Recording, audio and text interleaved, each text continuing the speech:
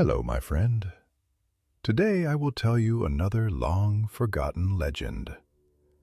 Close your eyes and let the magic transport you to Middle-earth. Our journey begins long ago, before the great wars of men and the fall of mighty kings, before the Fellowship had ever tread upon the roads of Middle-earth. A shadow stirred in lands few ever spoke of, not in the rolling green of the Shire, nor in the deep woods of Lothlorien, but far to the east, beyond the last borders of Gondor, beyond the lands marked on the maps of the West. And in that forgotten east, among deserts as endless as time, beneath skies different from those that shone over the halls of Rivendell, walked a man clad in robes of deep cerulean blue. His name was known to but a few, whispered like a fading memory. He was Alatar, one of the Istari, one of the 5 sent from the undying lands to guide the peoples of Middle-earth in their struggle against the darkness. But unlike Gandalf, unlike Saruman or Radagast, his path was unknown, uncharted, hidden in the folds of time. He had walked away from the White Council and the wars of the West. He had gone where none of his kin dared to tread, into the East, where the stars held different constellations, and where the will of Sauron stretched long and deep, winding its way into the hearts of men who had never known another master. His staff, gnarled like the roots of an ancient tree, pressed into the red sands of the wasteland, and his cloak billowed like the tide of a restless sea. His journey had been long, so long that he had lost count of the years. What had he found in the lands beyond Rhûn? What truths did he bear? None in the West could say, for to them he was lost, another wanderer swallowed by the ever-hungry sands of time. But he was not lost, not yet. He walked through the ruined halls of a forgotten kingdom, the stones whispering secrets only the wind had heard. The world here was old, untouched by the hands of elves or dwarves, for those folk had never wandered so far.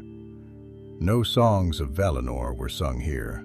No echoes of Beleriand's sorrow remained. Only the bones of kings who had once ruled mighty cities, their names now dust upon the wind. And yet there were eyes upon him.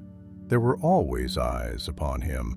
Figures watched from the deep shadows of crumbling temples, from the high dunes where the sand slid like whispering voices. They were wary, these people of the East, not fools, not weak, but bound to a history that was older than any Western scribe could write. Some called them the Variags, fierce riders with blades curved like the crescent moon.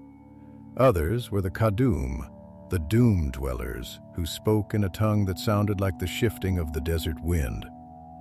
And then there were those whose names had been stripped from time, their lives dictated by unseen lords who whispered from the darkness. Alatar had walked among them all. He had seen the light in their eyes and the chains upon their hands. He had spoken to chiefs who had never bowed their heads, to warlords whose only loyalty was to steel and blood. He had seen what Sauron had wrought here, in this place beyond the reach of the White City and its gleaming towers. And so he wandered still, searching. Searching for what? Perhaps for hope. Perhaps for Pallando, his companion, who had once walked this road beside him, and had since disappeared like mist at sunrise. Or perhaps for something else entirely, something hidden beneath the sand, beneath the years, beneath the weight of what Middle-earth had forgotten. And on this night, beneath a sky that burned with stars unfamiliar to the tongues of the West, Alatar stopped. He stood upon the crest of a great dune, the wind whipping at his robes, carrying with it the scent of fire and smoke from some distant camp. His blue eyes, deep as the farthest ocean, old as the hills, surveyed the horizon. A city lay ahead, its spires rising against the moon, its walls black as night. It had no name in the tongues of the West, though the people of the East called it Ur Zaram, the Silent Citadel. It had been built in an age when the world was young, before the Dark Lord had returned, before even the first whispers of the rings had reached the ears of men, and it was here that he would find his answer. But before he could take another step, a sound cut through the night. A sharp whistle, a bird call, unnatural in the hush of the desert. Alatar did not turn. He did not need to. He had heard it before, in many lands, from many voices. A warning. He was being followed. The wizard sighed, tightening his grip on his staff. He had no love for battle, no thirst for blood. But the world was not kind to those who walked alone, least of all in lands where war was a way of life. From the shadows of the rocks, figures emerged, their silhouettes shifting against the sand. They were clad in dark robes, their faces veiled, their movements careful. Not Variegs, not Kadum. Something else. Alatar of the West, a voice called, low and steady, speaking in the common tongue, though the accent was thick as honeyed wine. You walk far from the lands of your kin. Alatar turned slowly, his eyes calm, unafraid. He did not ask how they knew his name. He had long since abandoned such questions. You follow me, he said simply. His voice was deep, like the whisper of an ancient river, slow and patient. That is unwise. The figures did not move closer, but he could feel their intent pressing against him like a storm gathering on the edge of the world. You seek the city, the leader spoke again. Ur Zaram. It is not a place for wanderers. Alatar let out a quiet breath, glancing once more at the black city that loomed in the distance. He had been many things in his long years. A traveler, a teacher, a whisperer in the dark places of the world. But he had never been one to turn back. Then it is a good thing, he said, that I am not a wanderer. And with that, he stepped forward, the desert wind howling at his back as the nameless figures closed in. The wind wove through the dunes like a restless spirit, curling and twisting over the darkened sands, carrying with it a whisper of things unseen, of voices long buried beneath the weight of centuries, of secrets left to fade beneath a never-turning sky.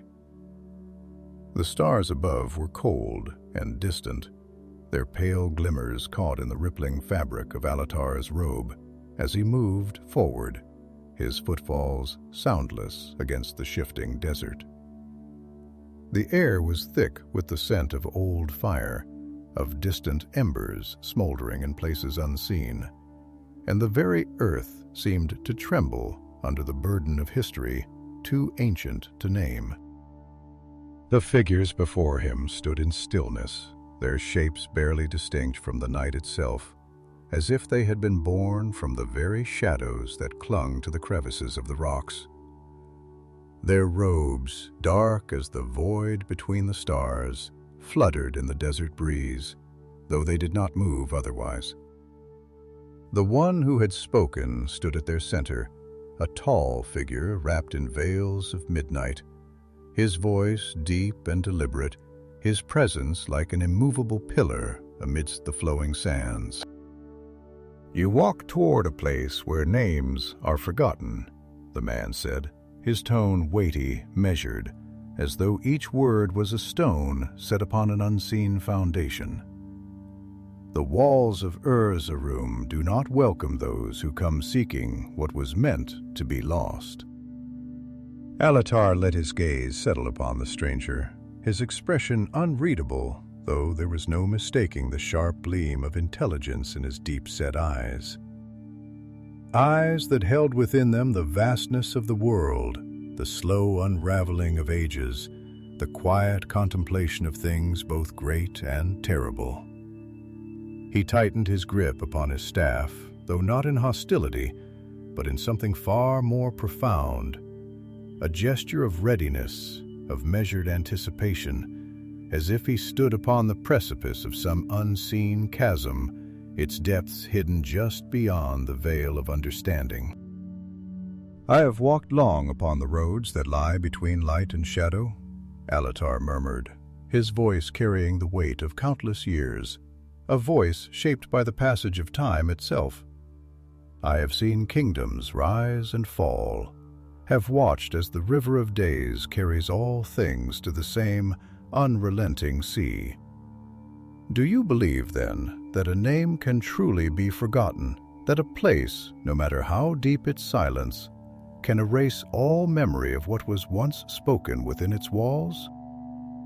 The stranger did not answer at once. The night stretched between them like a taut thread, the silence thick, heavy, alive with the presence of something unseen. And then, slowly, the man inclined his head, a shadow of thought passing behind his veiled gaze. "A name is not merely a sound upon the tongue," he said, his voice softer now, though no less measured. "It is a thing woven into the very fabric of the world, a thread in the great tapestry of time. A place such as Ur Zaram does not erase things, it devours them, swallows them into its darkness, reshapes them into whispers that no longer belong to those who once bore them." Alatar let the words settle in his mind, turning them over like stones worn smooth by the slow patience of the tide. He understood the weight of what the stranger spoke, the ancient truth hidden beneath the surface of those words. For he had seen it before, in places long abandoned, where ruins stood like the bones of forgotten giants, where echoes of lost voices drifted through corridors, where no feet had walked in an age. The past did not die, it merely changed form, like mist curling between the roots of an old tree, like the lingering scent of rain upon the earth long after the storm had passed. "If that is so," Alatar said at last, his voice steady, unwavering, "then I will listen to those whispers. I will walk the paths where their echoes remain. And if Ur Zaram seeks to take my name as well, then let it try. I have wandered too far to turn back now." The stranger studied him for a long moment, as if measuring something unseen, weighing the unseen scales of fate. Then, with a slow exhale, he raised a hand, fingers curling like the branches of a dying tree. The other figures, still silent as the grave, stepped aside, their movements fluid, barely stirring the dust beneath their feet. "Then go," the man said, his voice a mere breath upon the wind. "But know this, Alatar of the West, there are things in Ur Zaram that do not wish to be found, and there are shadows there that will remember you, even if all else is forgotten." Alatar inclined his head slightly, his expression neither defiant nor fearful, but filled with the quiet resolve of one who had already accepted whatever lay upon the path ahead. Without another word, he stepped forward, passing through the space the figures had left for him, his staff pressing into the sand, each step carrying him closer to the waiting gates of the city. Behind them, the figures melted back into the night, vanishing as though they had never been there at all. The air grew heavier as he drew nearer to the city, the very atmosphere thick with something unseen, something ancient and waiting. The walls of Ur Zaram loomed like a monolith against the sky, their black stone gleaming beneath the cold light of the stars. They were high, impossibly high, and smooth as glass, untouched by the scars of time. No banners flew from its towers, no torches burned upon its ramparts. It was a place that had abandoned all pretense of welcoming the living.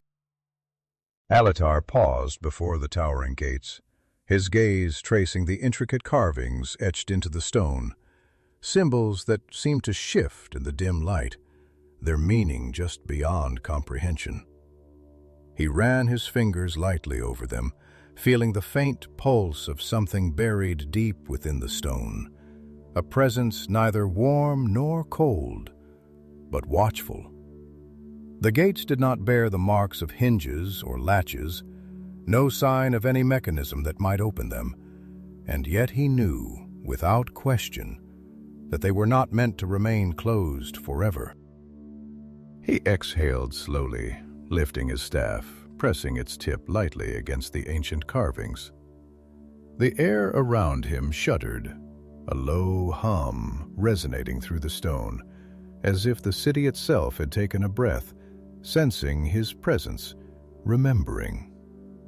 And then, with a sound like distant thunder rolling across the bones of the earth, the gates began to open. A slow, deliberate movement revealing the darkness beyond, an abyss where the air itself seemed to ripple, where the silence was so thick it pressed against the skin like unseen hands. Alatar did not hesitate.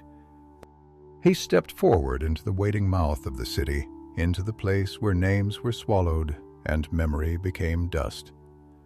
And the gates, with the same heavy finality, closed behind him. The city of Ur Zaram had accepted him, for now. The city swallowed him whole, its silence deeper than the void between stars, its vastness stretching beyond sight, beyond understanding. The moment the gates sealed behind him, the sound of their closing echoed through the empty corridors of stone, reverberating like a sigh from the throat of a long-dead titan. Alatar stood motionless for a moment, allowing the weight of the place to settle upon his shoulders, feeling it coil around him like a living thing. The air was thick, heavy with the scent of dust and forgotten time, and the cold was not the cold of mere stone, but the deeper, gnawing cold of abandonment, of memories that had been left to wither like roots severed from the earth. Darkness, the walls rising high, and darkness, the walls rising high and smooth, their surfaces unbroken by the passage of hands, unmarked by the wear of rain or sun. The architecture was strange to him, older than anything he had seen in the West, older even than the ruins of Númenor or the deep delvings of Khazad-dûm. There was something unnatural in the way the stones fit together, seamless, as though they had been shaped not by chisels or mortal hands, but by a force that did not work within the constraints of time and decay. A whisper of movement stirred the air. It was not a sound, not truly, not the rustle of fabric nor the tread of a footstep, but a shifting presence, a ripple in the stillness that pressed against his skin, brushing the edges of his thoughts. Alatar paused, his breath slow, steady. He had walked through many lands, stood before many unseen watchers, and he knew the feeling of a gaze that did not belong to mortal eyes. He did not turn. Instead, he spoke, his voice soft but carrying through the emptiness like the whisper of wind through old branches. There are places in this world where silence is not the absence of sound, but the presence of something that does not wish to be known. I have walked through forests where the trees remember the songs of elves who have long since departed. through ruins where the air still carries the sorrow of those who built them. And now I walk through this place where even silence has weight, where the very walls seem to listen. Tell me, unseen one, do you watch because you fear me, or because you wait for me to understand? A pause, long and unbroken, stretched between his words and the answer that followed. And then, from the far end of the corridor, a voice, dry, low, woven from the fabric of the place itself, rose like an ember catching in the wind. You speak as one who has stood upon the threshold of many doors, as one who knows the weight of history and the burden of those who have borne it before you. But knowledge is a river that does not flow evenly, and there are depths in which even the wise may drown. Alatar turned his head slightly, his gaze settling upon the farthest reaches of the dim corridor, where the shape of a figure had begun to emerge from the darkness. The man who stepped into the faint light was neither young nor old, his features weathered but untouched by time's decay. His robes, once richly woven, now bore the marks of long years, frayed at the edges, the color faded like parchment left too long in the sun. His eyes, dark and watchful, held within them the weight of knowing, a knowing that was neither welcoming nor hostile, but simply present. "You have come to Ur Zaram," the man continued, his voice steady, as if the words had already been spoken before, as if they had been waiting for Alatar long before he had ever set foot upon this path. "And now you stand within it. But the city does not welcome. It does not shelter. It does not offer anything except that which is taken." Alatar studied him for a long moment, and when he spoke his voice was measured, as one testing the weight of something unseen. "If that is true, then what remains for those who have nothing left to take? For those who have come not to claim, but to listen?" A flicker of something, understanding perhaps, or amusement so faint it barely touched the surface, passed across the stranger's face. He took a slow step forward, his hands clasped before him, as if measuring Alatar in ways that had nothing to do with sight. "The city remembers," he said at last. "But memories are not truths. They are echoes, reflections cast upon water, shaped by those who speak them, changed by those who carry them forward. You seek something here, though you do not yet name it. But Ur Zaram does not answer to those who ask.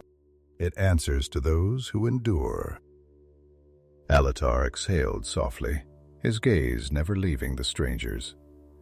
He had lived long, longer than men, longer than most creatures who still walked the world, and yet even he had not outlived the understanding that patience was the root from which all wisdom grew. "Then tell me," he said, his voice quiet, steady, laced with something deeper than mere inquiry. "Tell me what the city remembers." A silence settled between them, but it was not an empty silence. It was filled with the weight of things unsaid, with the unseen currents of a place that had been abandoned by the living, but not by the past. The stranger tilted his head slightly, as if listening to something distant, something just beyond hearing. And when he spoke again, his words carried the weight of stone shifting after long dormancy. "There was a time," he murmured, "when the West did not know of this place, when the maps of Gondor and Númenor bore no markings beyond the Sea of Rhûn. But the East has always been, and Ur Zaram was old before the first stones of Minas Tirith were ever laid. It was not built by men, nor by elves, nor by the hands of any who still walk beneath the stars. Its foundation is older than language, older than the names you give to the world. Alatar felt a slow chill wind its way through him, not from fear, but from the dawning realization that he stood upon something far deeper than even his own long travels had prepared him for. He had expected ruins, the remnants of a forgotten kingdom, but this was something different, something older than the stories told by the wise. "And yet you remain," Alatar said, his voice softer now, thoughtful. "You who have not forgotten, you who speak in the voice of one who remembers not just what was, but what it meant." The man's gaze darkened slightly, his hands tightening where they rested against his robes. "To remember is not always to understand," he said. "And understanding is not always a gift." Alatar watched him, and in the stillness that followed, he felt the city shift around them, not in movement, but in presence. He had been right. This was not a place that had been merely left behind. It was a place that still watched, that still listened. And if it still listened, then somewhere in the long-forgotten corridors of its endless silence, there were answers. Answers that he would find, even if the city itself did not wish them to be found.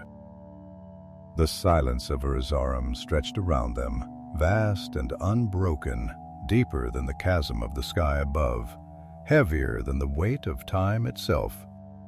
It was not the silence of mere emptiness, nor the hush of forgotten ruins where the wind still weaves through broken stones.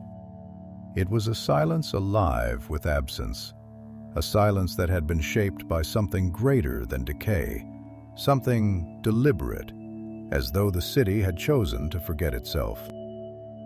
Alatar stood within that silence, feeling it press against his skin, feeling it coil around the edges of his thoughts like creeping ivy, like roots digging into old stone, patient, insistent.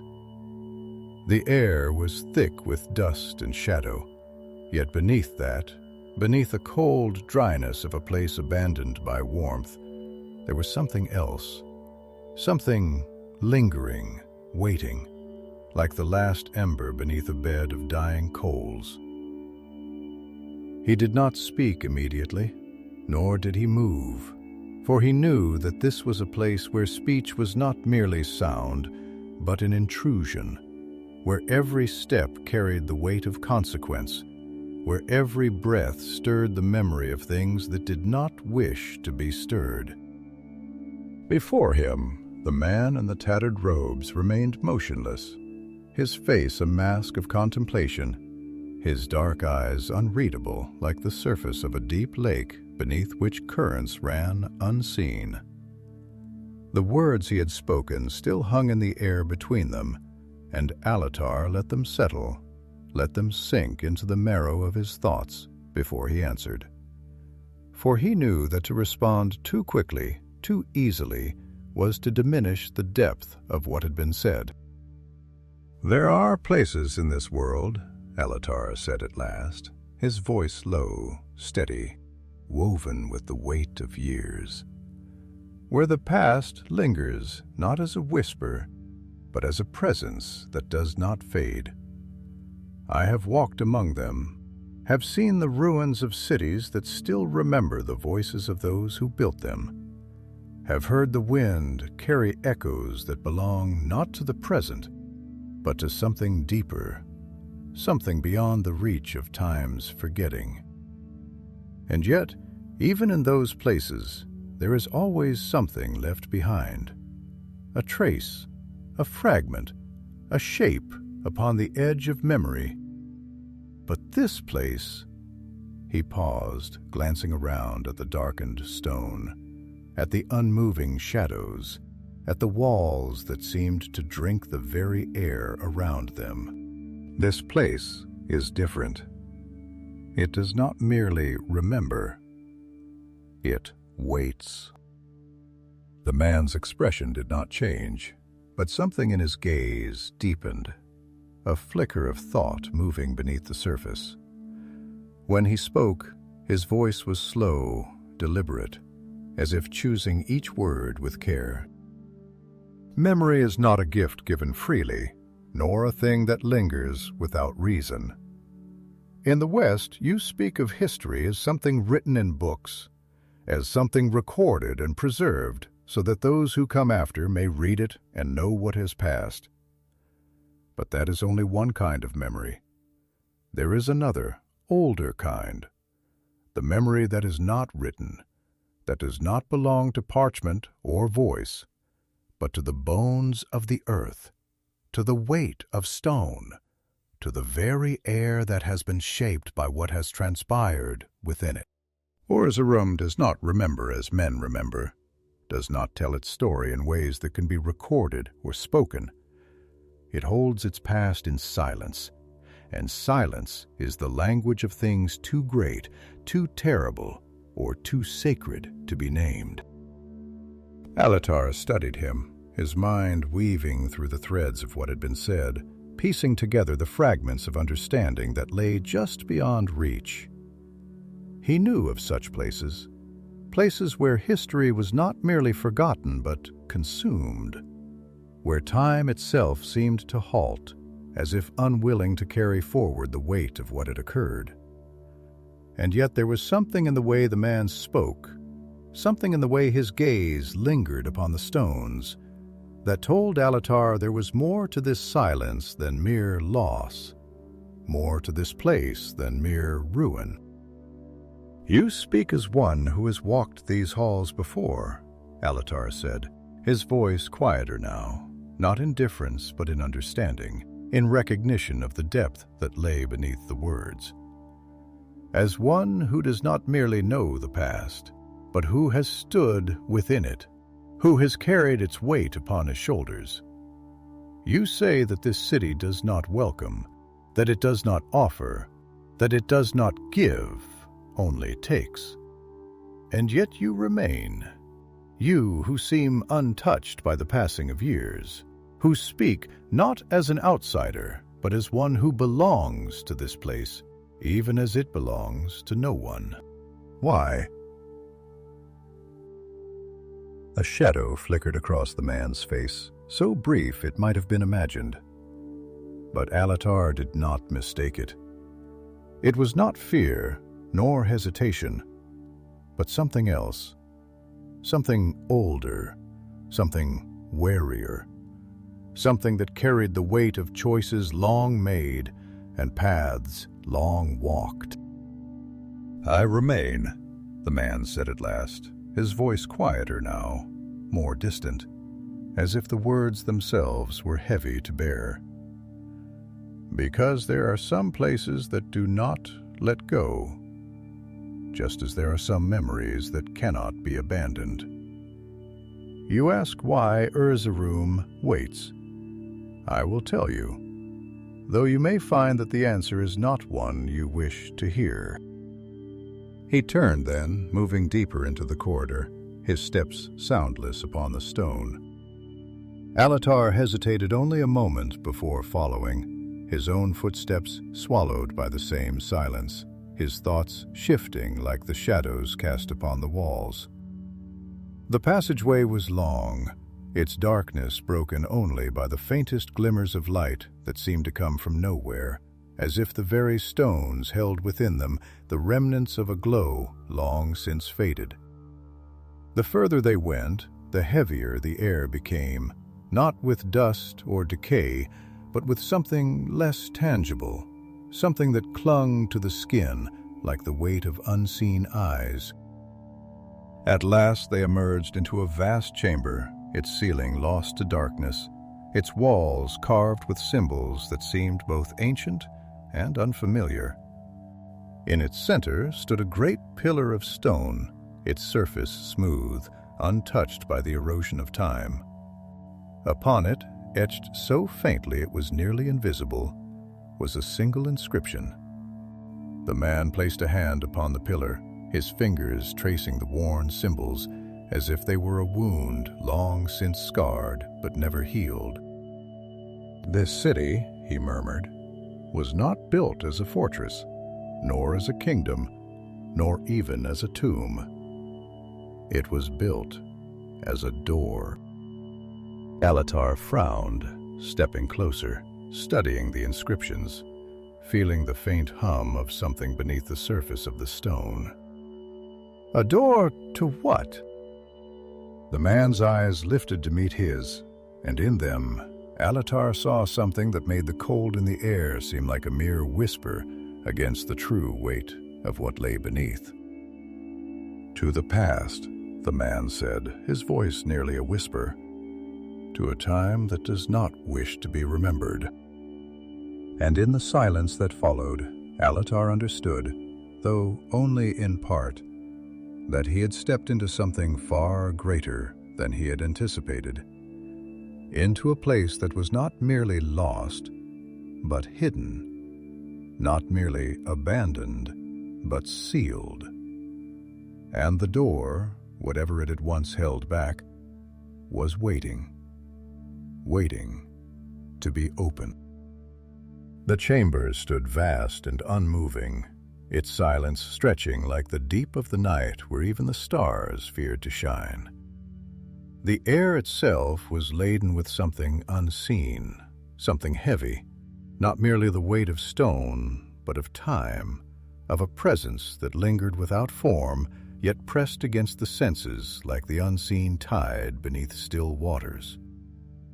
The darkness above was endless, the ceiling lost in shadow, and the walls, though hewn from the same seamless black stone that had shaped the rest of Ur Zaram, bore faint traces of something older, something carved by hands that had long since turned to dust. Alatar took a slow step forward, the sound of his footfall swallowed instantly by the oppressive hush, as if the city itself did not merely discourage noise, but devoured it. His eyes, ancient and ever-seeing, swept across the symbols that snaked their way up the great pillar before him, their lines so faint that they seemed almost like scars upon the stone rather than markings of deliberate purpose. There was something unnerving in their shape, not quite runes, not quite script, but something between both, something that had the rhythm of language, but not its familiarity. A pattern that suggested meaning without surrendering to understanding. He lifted a hand, his fingers hovering just above the surface of the pillar, not yet daring to touch, feeling instead the faintest hum beneath the stone, a vibration too slight to be called movement, too real to be ignored. It was old, far older than any kingdom of men, older even than the great halls of Khazad-dûm, older, perhaps, than the first songs of the elves beneath the newborn stars. It was the kind of age that did not simply exist, but endured, that bent the air around it, that left its imprint upon the world even after all else had crumbled away. And still the man who had led him here stood unmoving, his hand resting lightly upon the inscriptions, his gaze distant, his posture poised in a way that suggested a familiarity with this place that went beyond mere knowledge. There was something in the way he traced the markings, something reverent, something sorrowful, as though his fingers moved not over stone, but over the memory of something lost. At last Alatar spoke, his voice low, quiet, a whisper of thought rather than mere sound. "You said this city was built as a door," he murmured, his eyes never leaving the pillar. "That it was not meant to be merely a place, but a passage, a threshold between what was and what is. Tell me then, who built it, and what lies beyond?" The man exhaled slowly, his breath barely stirring the stillness, as if even the air itself resisted movement within these walls. His fingers curled against the stone for a moment before withdrawing, his dark eyes lifting to meet Alatar's own. "There was a time," he said, and his voice was like the shifting of sand beneath ancient ruins, quiet but carrying the weight of something vast. "Before the lands of the West knew war, before the great cities of men rose and fell like waves upon the shore, a time before the names you now know were ever spoken, before the world was shaped as you see it now.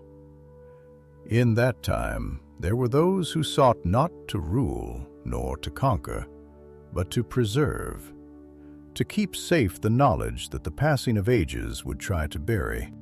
They built no kingdoms, raised no banners. They did not carve their names into the bones of the world as men do, nor did they seek to hold power over the realms of Arda.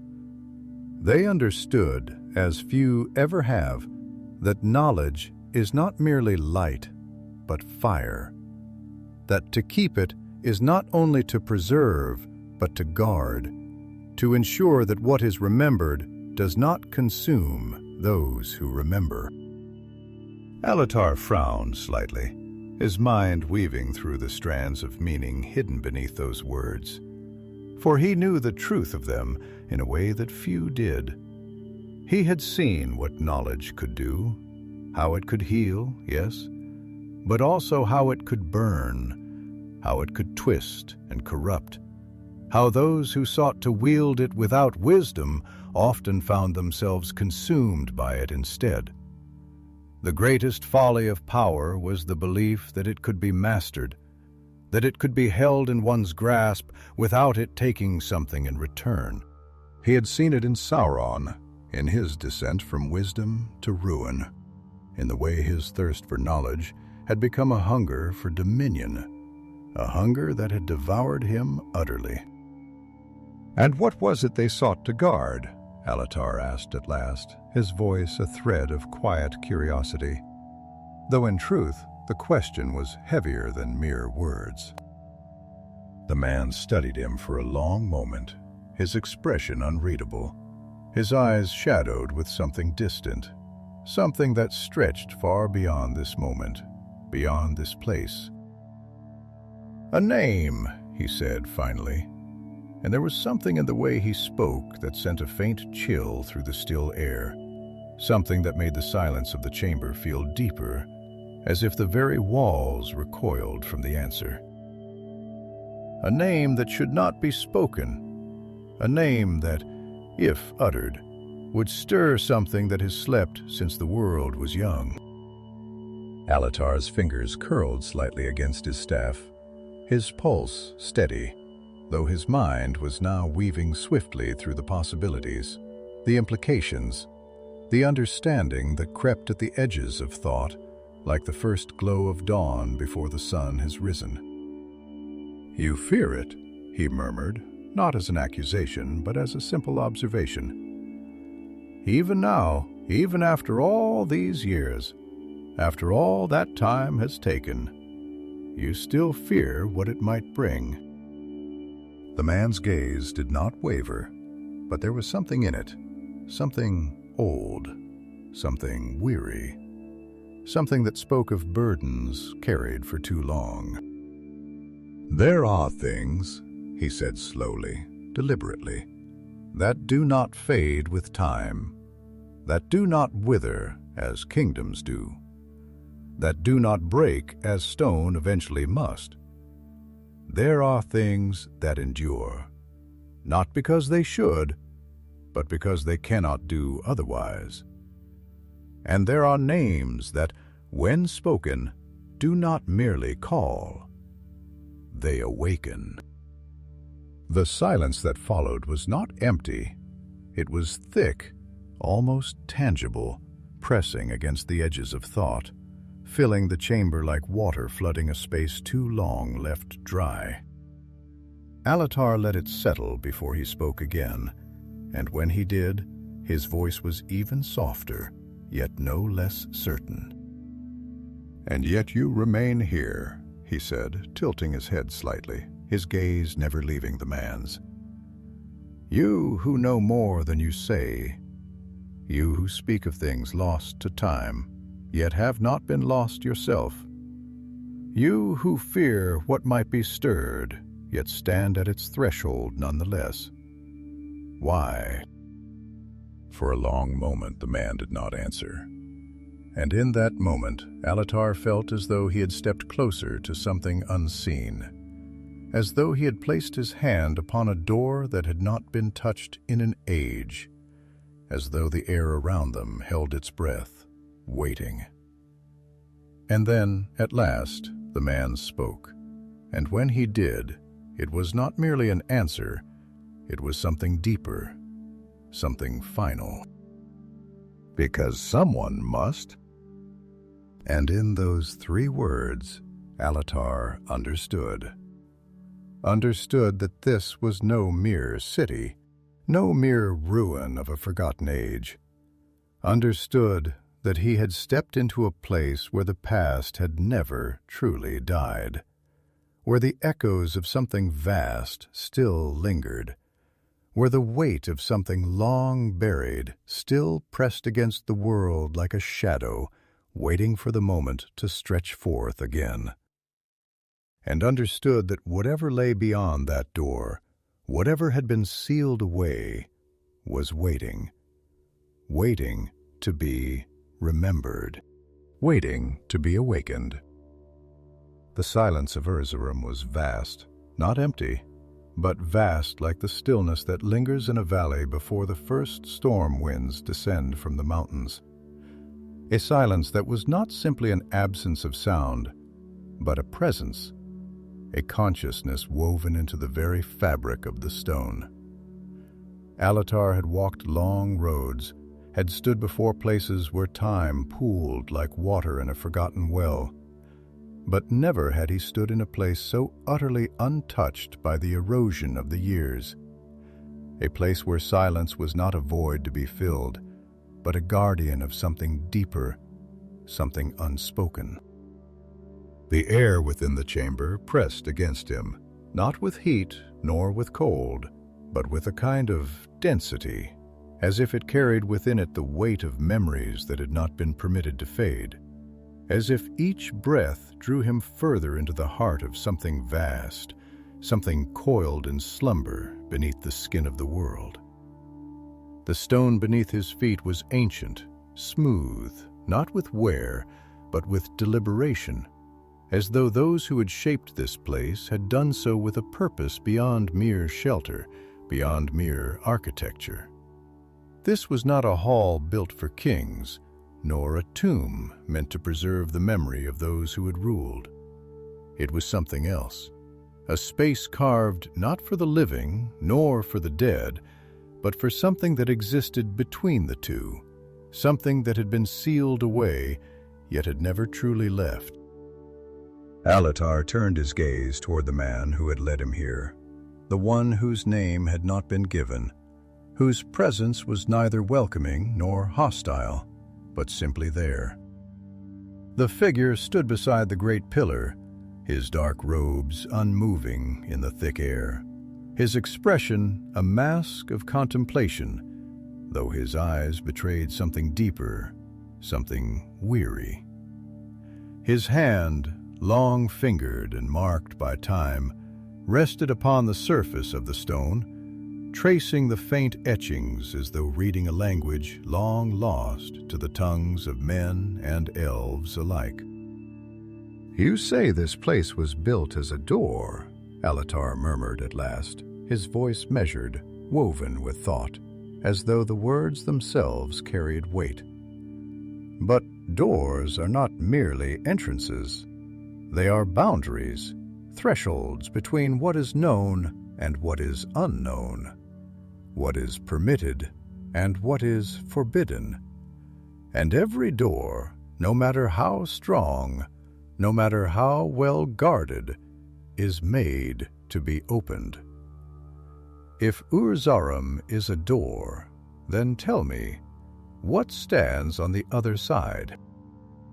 The man exhaled slowly, as though the question was not unexpected, yet still burdened him to answer, as though the words themselves carried the weight of something deeper than mere knowledge.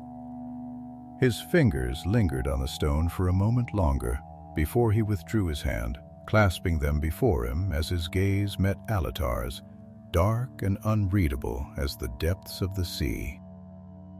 "There are names," he said, his voice quiet, deliberate, "that are not meant to be spoken, not because they are forgotten, but because they remember too well.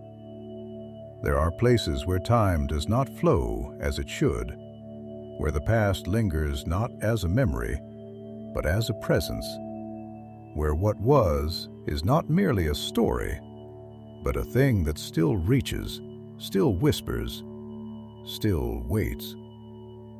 This city," his gaze swept over the chamber, as though looking not at the stone, but at something beyond it, something hidden beneath its surface, "was built not as a monument, not as a stronghold, but as a seal, a barrier between this world and something that once walked within it, something that should never have been, something that must never be again."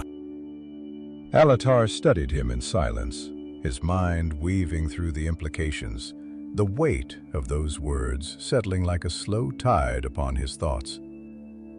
He had seen many things, had stood before powers that defied the understanding of mortal minds, had felt the slow, inexorable pull of forces that did not belong within the world, but that still pressed against its edges, seeking a way in. He had seen the remnants of Morgoth's great work, the echoes of his ruin lingering in the corners of the world like dying embers, had stood before places where the enemy's touch had left scars upon the very bones of the earth. But this was something else. "And yet," Alatar said slowly, "you remain here. You who know more than you say.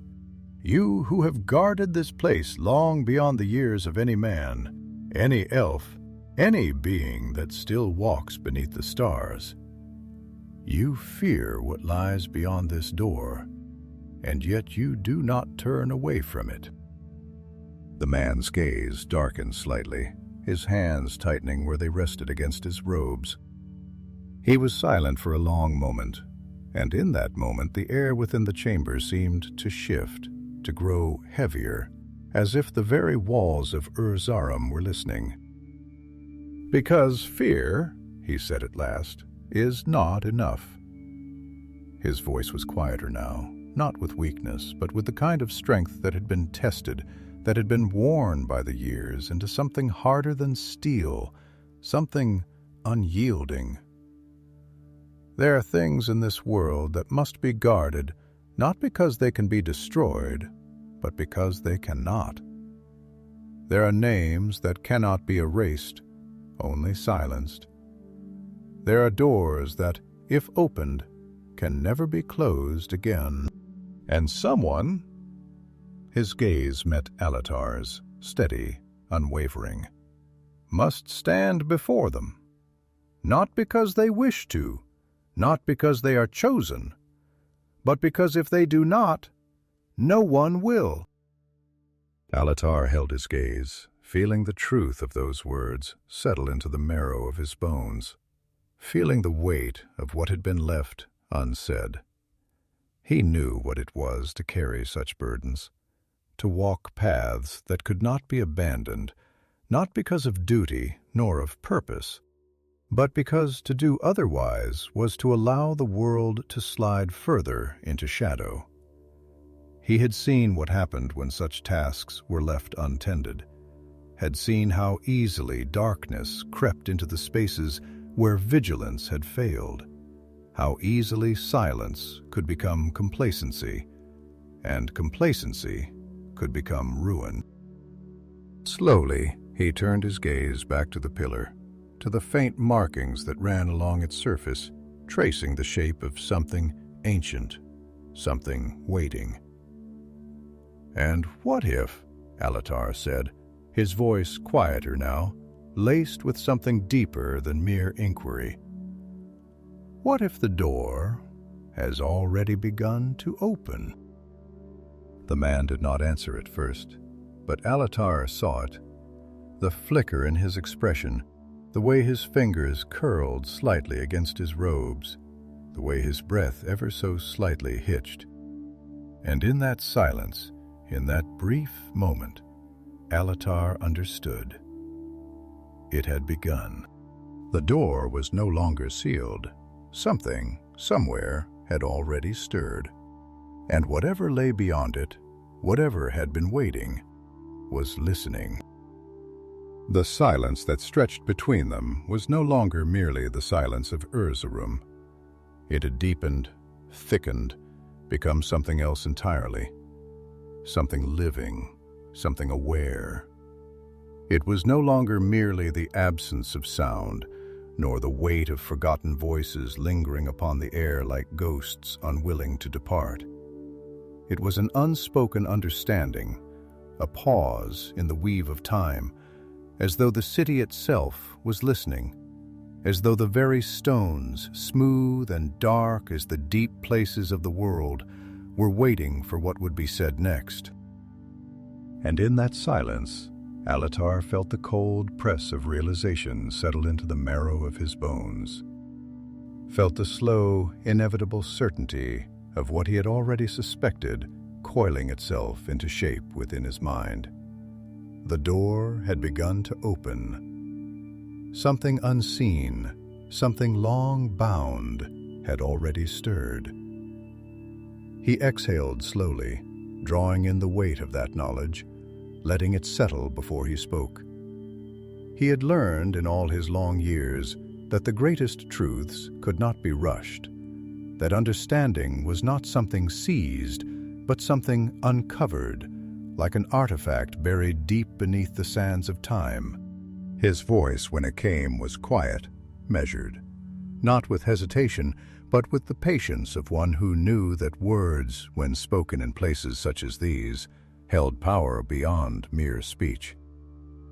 "I have walked the long roads of this world," he murmured, his gaze resting upon the pillar, upon the ancient inscriptions that ran like veins through the stone, tracing the remnants of a language that did not belong to men or elves, nor even to the oldest tongues still spoken upon Middle-earth. "I have stood before ruins where time has turned memory to dust, where the echoes of great kingdoms have been worn away until only the bones remain. I have heard the whispers of things that should not be remembered, that have sunk so deep into the cracks of history that even the wise dare not speak of them." And yet, his fingers brushed against the surface of the stone, not touching, merely hovering, as if testing the pulse of something unseen. Even in those places, even in the forgotten corners of the world, I have never felt a silence quite like this. This is not the silence of ruins left to decay, nor the quiet of a tomb long undisturbed. This silence is different. It is watching. It is waiting. The man who had led him here stood unmoving, his expression unreadable, his gaze lingering upon the pillar as though he too was seeing it anew. Though Alatar knew that was not the case. No, this man, whoever he truly was, had known this place for longer than he let on, had walked these halls not as a wanderer, not as an outsider, but as a guardian, a sentinel, a figure who had remained when all else had been swallowed by time. "You are right," the man said at last, his voice low, weighted with something more than mere understanding, something that carried the weight of long years of choices made and burdens carried. "This is not the silence of something that has been forgotten. It is the silence of something that has been made to be forgotten. There is a difference." though few understand it. You, I think, do. Alatar studied him, his mind piecing together fragments of thought, of possibility, of meaning. "There are names," he said slowly, watching the way the man's expression did not change yet seemed to tighten, as if in anticipation, "that are not meant to be spoken, not because they are lost, but because they are still listening. There are things in this world that cannot be destroyed, not in the way that swords and kingdoms fall, not in the way that time wears away even the strongest of stones. There are things that endure, not because they were meant to, but because they cannot do otherwise. This city, this door, what was sealed behind it, it was not merely hidden, it was silenced." A flicker, so brief it might have been imagined, crossed the man's expression. A shadow of something distant, something unspoken. His hands tightened at his sides, and for a moment, just a moment, he looked almost as though he would speak, as though he would say something beyond what he had already allowed himself to reveal. But then, after that brief hesitation, he turned slightly, shifting his gaze away as though the weight of what lay unspoken was too great to bear aloud. "You see much," he said at last, and his voice, though steady, carried with it the faintest echo of something else, something like resignation. "But there is more yet to see, more yet to understand." He lifted his gaze once more, and in his dark eyes Alatar saw something he had not expected, something that had not been there before, or if it had remained hidden. It was not mere knowledge, nor mere warning. It was something deeper, something more personal. It was memory. "Come," the man said, turning toward the far side of the chamber, where the shadows deepened, where the stone passageways stretched into places unknown. "There is something you must witness for yourself." Alatar hesitated only a moment before following, his staff tapping softly against the floor as they moved. The air grew heavier as they walked, though it was not weight in the physical sense. It was the weight of something unseen, something pressing against the edges of thought, something that was not merely felt, but known, in the way that the presence of an unseen figure in an empty room could be known, in the way that a whisper unheard could still stir the mind. The corridor that they entered was narrow, its walls smooth and seamless, its ceiling lost in shadow. It was colder here, not with the chill of mere stone, but with something deeper, something that had settled into the very bones of the city, something that had remained even as all else had faded. And at the end of the corridor a doorway stood, no ordinary doorway, but one that bore no hinges, no marks of construction, as though it had not been built, but had always been. Its frame was carved with symbols that shimmered faintly in the dim light, as though they existed just beyond the reach of vision, shifting, breathing, waiting. The man stopped before it, placing his palm flat against the surface of the stone. His fingers spread. A deep breath, steady, slow, and then, without turning, he spoke. "Beyond this door," he said, his voice quieter now, yet somehow heavier, "lies what remains of the last attempt to silence the past. The last attempt to ensure that what was, what should never have been, could not return. It is a record, a warning, a final echo of those who came before, those who stood at the threshold of something they did not understand, something they thought they could contain." He exhaled softly, and for the first time since Alatar had met him, the man's voice carried with it something almost like sorrow.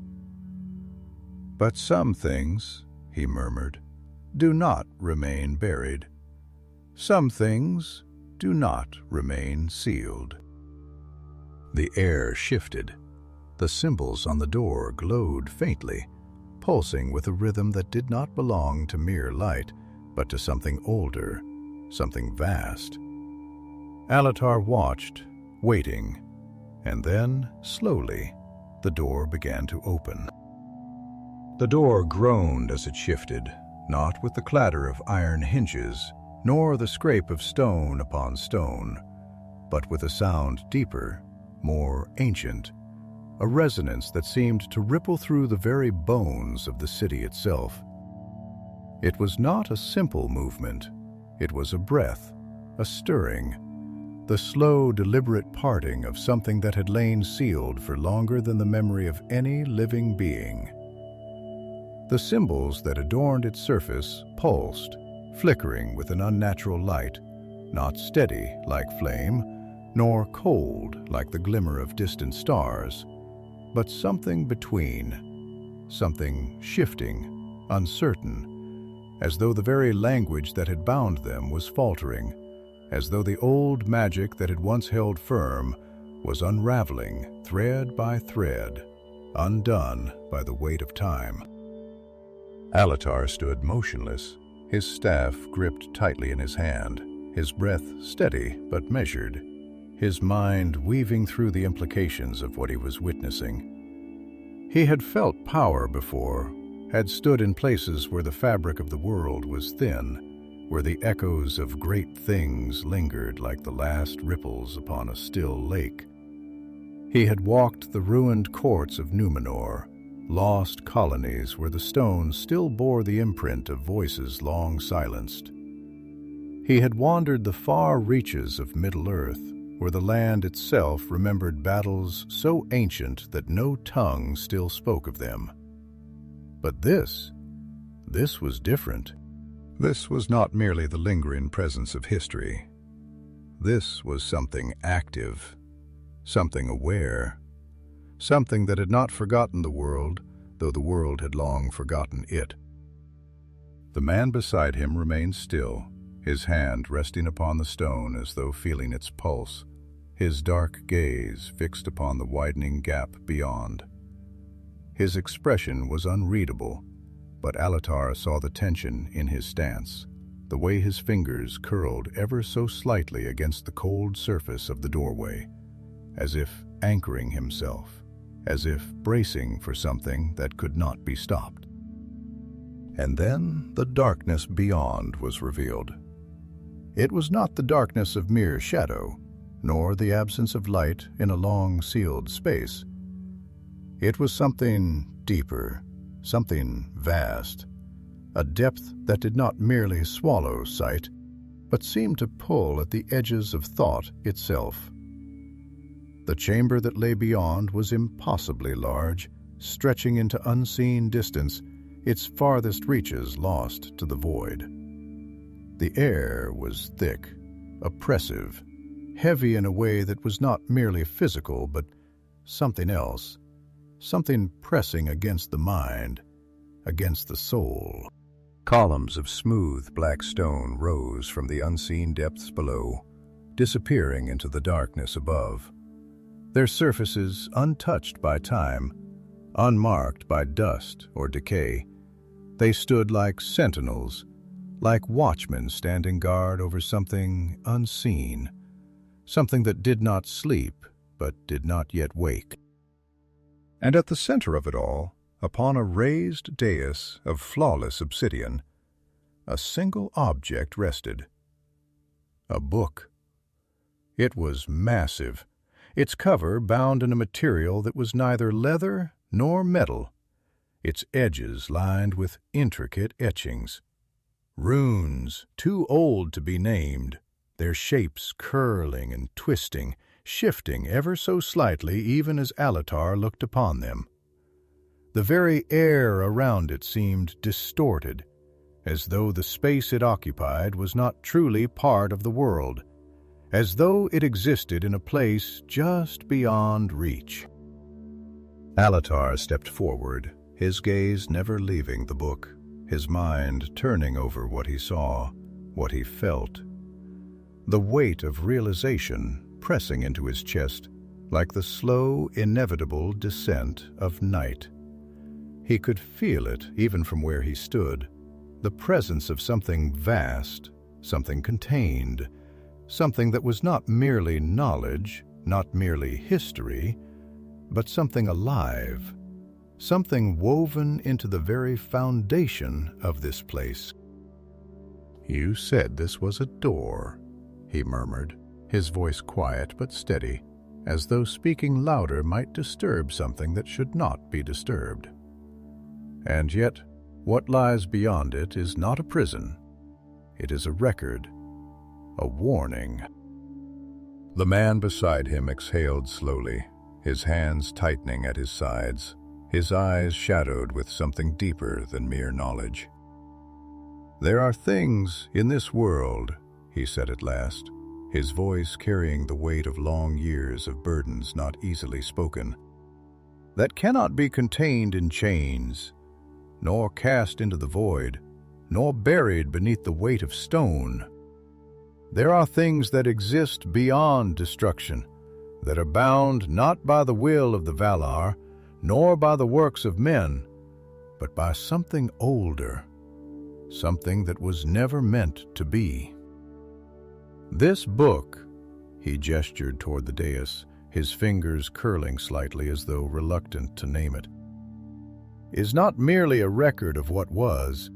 It is a vessel, a binding, a last attempt to hold within it something that could not be cast away. It was written not with ink, nor by the hands of scribes, but by something greater, something desperate. And for an age, it has remained sealed, silent." Alatar turned his gaze toward him, his mind piecing together the threads of what had been said, what had been left unsaid. "But something has changed," he said quietly. The man nodded once, slowly, the flicker of something almost like sorrow passing behind his gaze. "The seal is weakening," he admitted, his voice barely above a whisper. "Not by any mortal hand, not by the will of those who would seek to claim what should not be claimed, but by time itself, by the slow unraveling of the world, by the weight of what was never meant to last." He turned his gaze toward the book, his expression unreadable, but Alatar saw it now, the understanding that lay beneath his words, the truth that he had not yet spoken. "And now the question remains, not whether it will break, but when." A breath of wind stirred the chamber, though there were no doors, no windows, no source from which it could have come. The air shivered, the runes along the book's surface flickering for the briefest moment, as though something unseen had passed through them, as though the ancient language that held them together was struggling to remain intact. Alatar exhaled slowly, feeling the weight of it all settle upon him, feeling the slow, inevitable course of what had begun.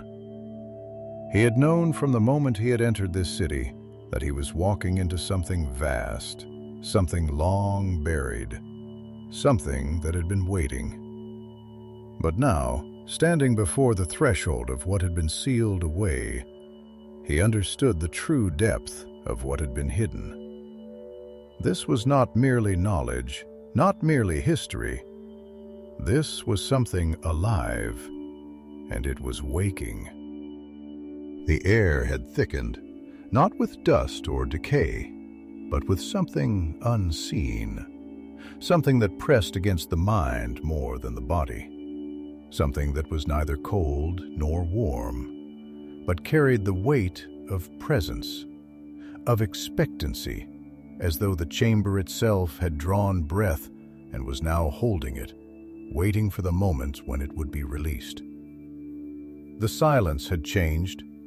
It was no longer merely the hush of an ancient place, nor the deep quiet of something long abandoned, but the silence that comes before a storm, before the tide breaks against the shore, before something long asleep begins to stir.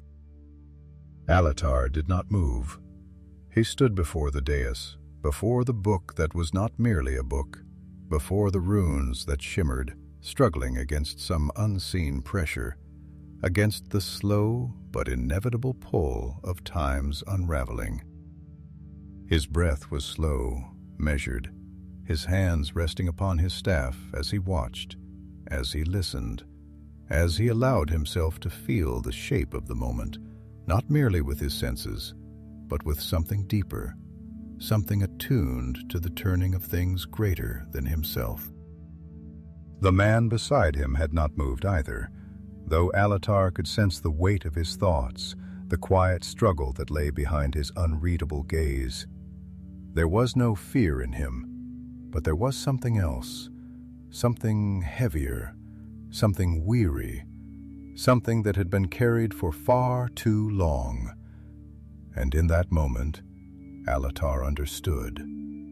Though the man had not yet spoken it, he understood that this was not the first time he had stood in this place, not the first time he had felt the breath of something pressing against the edges of the world, not the first time he had been forced to weigh the cost of action against the cost of inaction. And now, it had come again. "The seal is breaking," Alatar murmured at last, his voice low, steady, like the first ripple upon still water. "Not by force, nor by will, but by the simple weight of time. And yet it does not break all at once. It weakens, it frays, but it does not yet shatter. It lingers on the edge, as though it still waits for something, as though it has not yet chosen whether to hold or to fall." The man exhaled slowly, his fingers tightening at his sides. "Because it is not a mere seal," he said, and though his voice remained calm, there was something beneath it, something heavier than words. "It was never meant to last forever, not in the way that stone might endure, not in the way that walls may stand. It was not forged in the manner of barriers or chains. It was made with something else, a will, a choice. It was made not merely to contain, but to resist. And like all things bound by choice, it hesitates. It wavers." Alatar turned his gaze toward him, studying him in the dim glow of the flickering runes, his mind piecing together the shape of the truth that had been buried beneath their words. "And it was your choice, was it not?" he said softly, his voice not accusing but understanding. "It was not the work of many, not the labor of an order, nor the decree of the wise. It was you. You are the seal." The man did not flinch, did not look away, but there was something in his eyes now, something deeper, something unspoken, something that had lived for far too long within the confines of silence. And when he spoke, his voice was softer, quieter, not with weakness, but with the weight of something that had been carried alone for far too long. "There was a time," he said, "when I believed that knowledge once uncovered was a thing that could be controlled. That wisdom was merely a matter of knowing, of understanding, of choosing how to wield what had been found. I believed that even the darkest truths could be held, contained, so long as the right hands carried them. I was a fool." He turned slightly, his gaze settling upon the book, upon the dais, his expression unreadable, but his voice laced with something deeper than regret. There are things that cannot be held. There are things that do not allow themselves to be mastered. There are things that, once known, do not remain knowledge. They become something else. They become voices that do not fade, shadows that do not break beneath the light, whispers that take root in the places where thought and will are most fragile. Alatar listened, allowing the words to settle, to unfold, to weave themselves into the understanding that had already begun to form in the quiet spaces of his mind. He had known power. He had seen it take shape in the hands of kings, in the voices of those who sought dominion, in the ambitions of those who believed they could stand before forces greater than themselves and not be burned. He had seen Sauron fall to such folly, had seen the slow, patient decay of wisdom into hunger, the way knowledge, when left untempered, could turn inward, devouring the one who had sought it. And now, standing here before the remnants of something long buried, he saw it again. "This book," Alatar said at last, his voice quiet, thoughtful, his gaze never leaving the shifting runes that danced upon its surface. "It is not merely a record, nor a vessel, nor a seal. It is a voice, is it not? A voice that still speaks. A voice that has never stopped speaking. And you have listened to it for longer than any mind should bear." The man exhaled softly, and this time Alatar saw it.